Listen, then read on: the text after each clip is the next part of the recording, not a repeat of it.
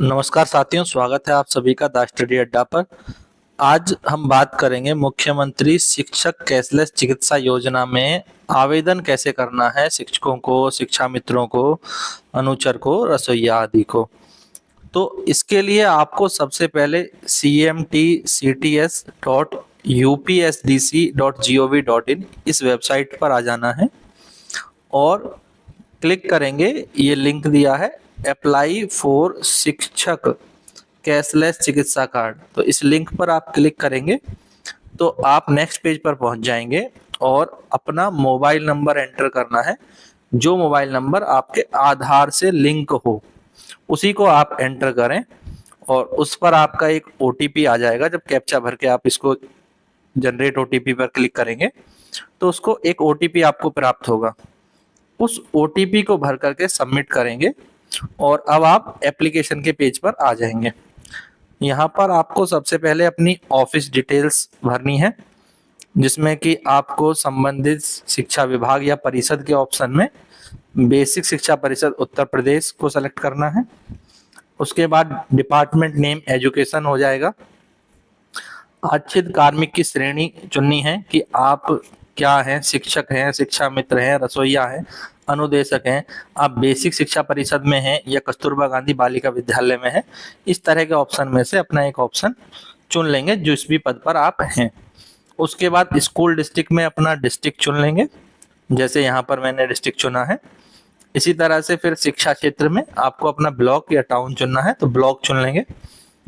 उसके बाद आपको जो है स्कूल नेम ये सेलेक्ट करना है और आपकी प्रेजेंट पोस्ट क्या है और स्कूल का यूडाइस कोड आपका स्वतः ही आ जाएगा। तो यूडाइस कोड आप मैच कर लीजिएगा, यूडाइस कोड सही है तो स्कूल नेम भर देंगे तो यूडाइस कोड खुद ही आ जाएगा। अगर वो सही है तो इसका मतलब आपने सही सेलेक्ट किया है। उसके बाद आपको पर्सनल डिटेल्स भरनी है। पर्सनल डिटेल में आपको आधार के अकॉर्डिंग ही डिटेल्स भरनी है यहाँ पर। तो उसमें आपका नाम, एप्लीकेंट नेम, और उसमें फिर guardian name, date of birth और रिटायरमेंट डेट।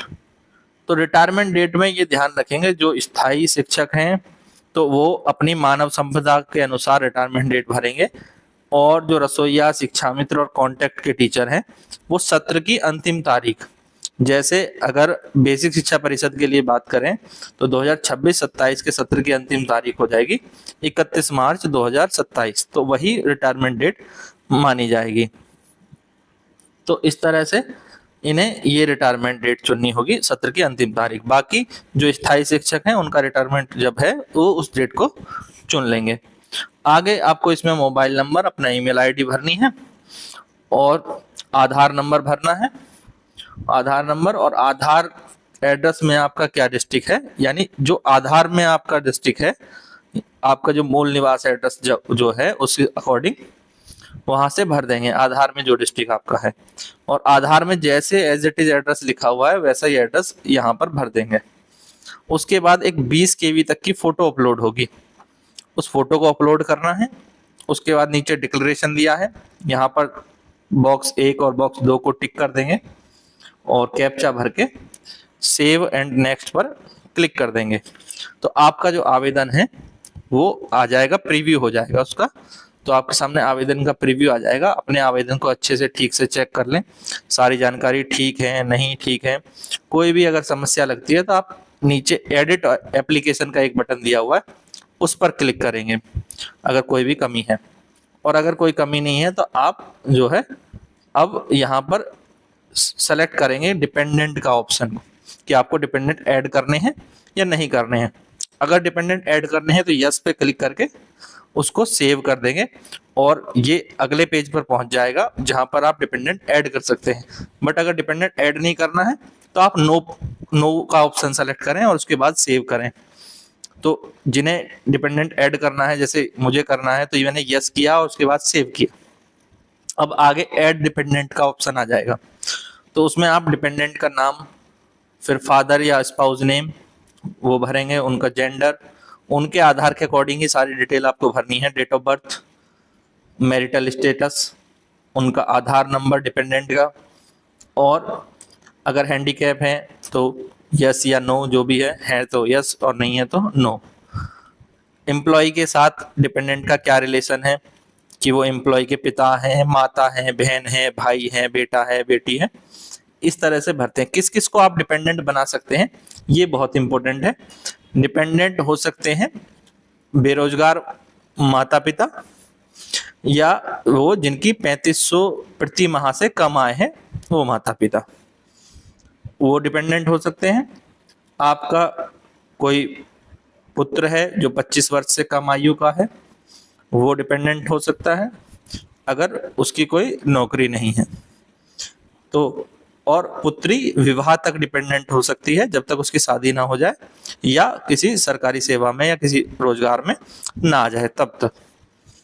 कभी कभी सिचुएशन ऐसी भी होती है कि किसी के कोई बेटी या बहन जो तलाकशुदा हो, तो उस केस में अगर कोई बेटी जिसका तलाक हो गया है वो माता पिता के साथ रहती है या ऐसे एम्प्लॉय के साथ रहती है, वो किसी की बहन हो सकती है एम्प्लॉय की, तो वो जीवन पर्यंत जो है वो डिपेंडेंट की कैटेगरी में आ सकती हैं।